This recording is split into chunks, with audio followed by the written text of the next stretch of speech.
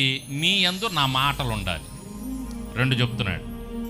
ఇలా ఉంటే నా యందు మీరును మీ యందు నా మాటలను నిలిచి ఉంటే మీకేది ఇష్టం అడగండి. నేను చెప్పింది ఇది, ఈ 2 నేను చెప్తున్నా. ఈ 2 కానీ మీరు చేస్తే, ఈ 2 కానీ మీరు జరిగిస్తే మీకేది ఇష్టం అడగండి, అది నేను మీకు అనుగ్రహించబడుతుంది, అనుగ్రహిస్తాను. మీకేది ఇష్టమో అడగండి, అది మీకు అనుగ్రహింపబడును. దేవునికి స్తోత్రం చెప్పండి. చాలా సింపుల్, చాలా చక్కగా యేసయ్య ఈ మాట చెప్తున్నాడు.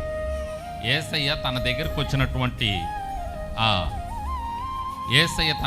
వచ్చినటువంటి బిడ్డలకి ఈ మాట చెప్తున్నాడు. ఆయన ఏం చెబుతున్నాడంటే, నా యందు మీరును మీ యందు నా మాటలను నిలిచి ఉంటే మీకేది ఇష్టమో అడగండి, మీకు ఇష్టమైనది అడగండి, నేను మీకు అది ఇస్తాను.